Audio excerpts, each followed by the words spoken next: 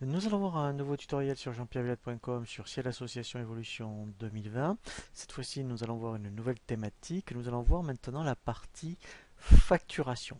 Et dans la partie facturation, nous allons commencer à voir bien, tout ce qui est création de clients et tiers. Alors, je suis dans l'association exemple. Comme ça, vous aurez déjà de la matière pour vous donner des idées pour créer les clients et fournisseurs. Donc là, les clients, bien sûr, c'est quand vous avez alors soit une activité un petit peu commerciale par rapport à votre association, ou même par exemple, vous êtes un club de tennis et en fin d'année vous avez donc une soirée de gala et vous faites appel à des partenaires qui pourraient mettons être présents par cette soirée par exemple, et bien donc vous allez facturer des prestations. Donc ici, eh bien, vous allez créer des clients. Après, on verra comment on fait les devis et les factures. Donc, vous voyez, si je prends un exemple, par exemple ici, donc voilà, donc une fiche client. En fait, ici, c'est vraiment, vous voyez, de l'administratif. Et ensuite, eh bien, donc vous avez l'onglet complément. Voilà. Donc ça, c'est vraiment très intéressant. Ici, eh bien, donc ça, on le voit, je dirais, lorsqu'on a vu le menu liste, autre liste. Alors, on peut aussi les créer ici en cours de route.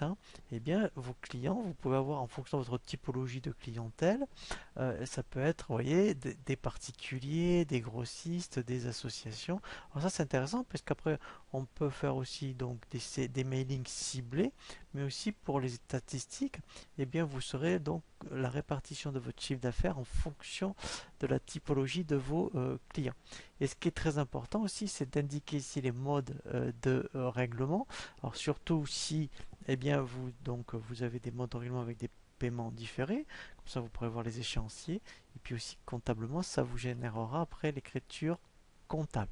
Voilà, donc ça c'est très intéressant. Et après l'onglet banque, effectivement, si vous payez par virement, eh bien vous indiquez ici le RIB. Donc là pour l'instant on voit la fiche client, puis après on verra tout ce que l'on peut faire, vous voyez, à partir d'une fiche client. Et vous avez donc le même principe pour les fournisseurs, c'est le même principe, vous voyez, donc Sport 2000, donc là c'est plus parlant, puisque là effectivement vous êtes un club de tennis, et bien donc si vous prêtez des raquettes, des balles de tennis, et bien effectivement vous allez avoir des fournisseurs.